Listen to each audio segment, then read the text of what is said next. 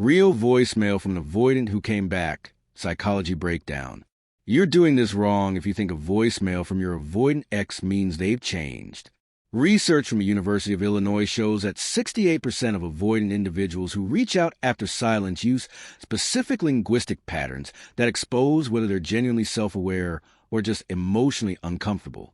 Because a voicemail is not a confession, it's an X-ray, a glimpse into their attachment system. And the truth hiding inside their tone, timing, and language tells you more than their actual words. By the end, you'll understand exactly what to listen for, because once you know what an avoidant thinks before, during, and after leaving that message, you'll never hear it the same way again. What happened before they called? Right after the breakup, the avoidant feels relief, not regret. Their chest loosens. The pressure of intimacy is gone. They throw themselves into distractions, working late, staying out with friends, anything that keeps them from sitting still. On the outside, they look fine. Inside, they're running their oldest survival strategy: avoid feelings at all costs.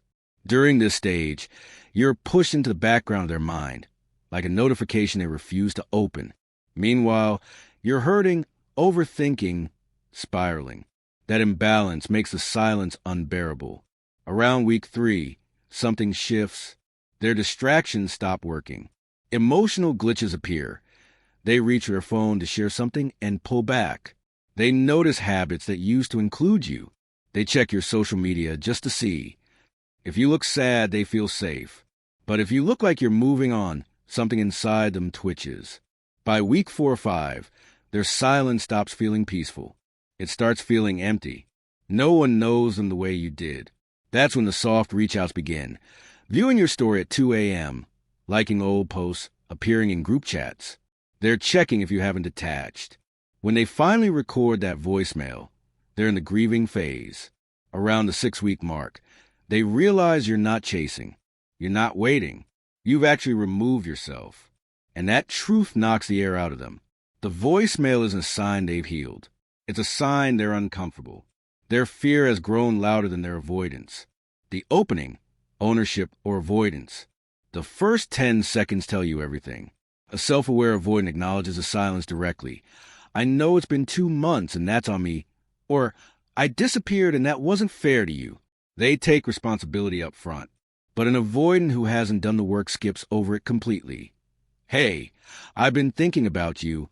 Hope you're good. As if nothing happened. That's their system protecting them from accountability. Testing if they can re-enter without discomfort. I statements versus you statements. Listen for the ratio of I versus you. An avoidant who's worked on themselves uses I language. I shut down. I panicked. I pushed you away. They're owning their impact. But one who's just uncomfortable flips it. You were always patient. You made me feel safe. You deserve better. These phrases sound vulnerable, but they're deflection, making a voicemail about you so they don't examine themselves. One is accountability. The other is performance. Explaining versus justifying. Explaining sounds like self-awareness. I shut down because vulnerability terrifies me, and I've realized that's a pattern from childhood. They're connecting past to present. Justifying sounds like blame shifting. I needed space because things were moving too fast. Notice how they make the relationship the problem. There's no acknowledgement that their fear was the issue. Actions versus internal emotions. Avoidants talk about actions to stay surface level. I've been working a lot. I've been at the gym. These are smokescreens. A recap like you're a distant acquaintance. But genuine processing sounds like, I've been feeling disconnected from everyone, and I finally understood that's what I do when I'm scared. The shift from activities to emotions is the shift from avoidance to awareness. Naming the fear. A self-aware avoidant names it directly. I was terrified of losing myself. I panicked when things felt too real. But one who hasn't faced their wound talks around it. I needed to figure things out. The timing wasn't right. When you hear vague language, ask. Figure what out exactly. If they can't name it, they haven't named it to themselves. The tone reveals everything. An avoidant genuinely stepping outside their comfort zone will have shakiness in their voice. You'll hear pauses, careful word choices, maybe a breath before saying something vulnerable. Their voice might crack. These aren't weakness, they're authenticity. But one speaking from their head instead of heart sounds too smooth, too rehearsed. The words might be right, but there's no emotional friction, no sign they're pushing against their defenses. What they don't say, listen for what they omit. Avoidants are experts at selective vulnerability. They'll admit, I pulled away, but never mention when you express a need and they went cold. They'll say, I wasn't good at communicating, but not acknowledge when you beg them to talk and they shut you out. A truly self-aware avoidant brings up specific moments. Remember when you asked what was wrong and I disappeared for a week? I see now how abandoning that made you feel. That specificity means they've sat with what they did. The ask, humble or agenda-driven. A genuinely changed avoidant is humble. I'd love to talk if you're open to it, but I understand if you're not. They're giving you full autonomy. No pressure, no timeline. But one who's just activated has an agenda. I really think we should see each other. Or urgency. I need to see you soon. That need is a red flag. Their discomfort reached a threshold and you're supposed to relieve it. The hidden truth. Here's the twist.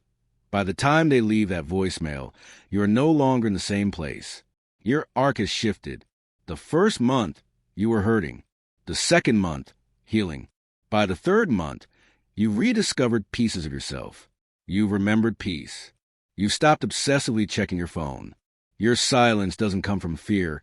It comes from growth. Avoidants feel this shift sharply. That's exactly when they reach out.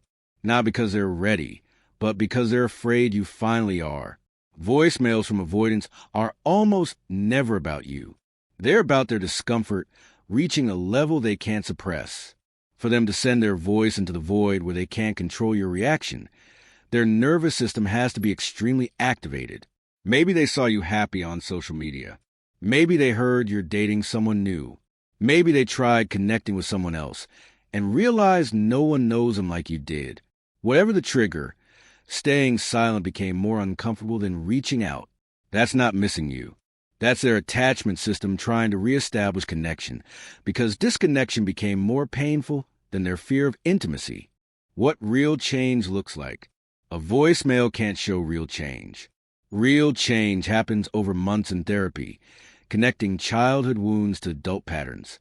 It happens when they notice their deactivating strategies in real time and pause instead of acting.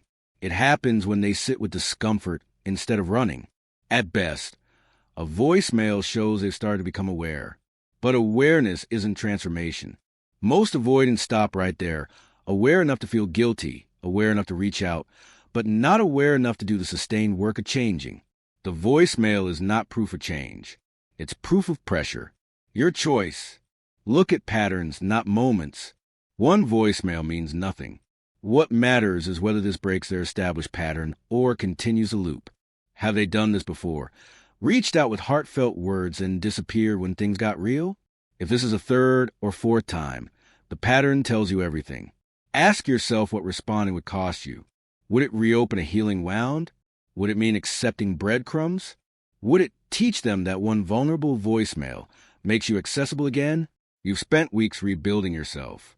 That progress is real. One voicemail doesn't obligate you to risk it. You chose yourself when they couldn't choose you.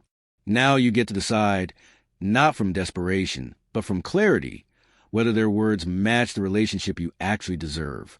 The voicemail isn't the answer. You are. Your boundaries are. Your standards are. They left a voicemail. But you built a life. And no 3-minute message changes that.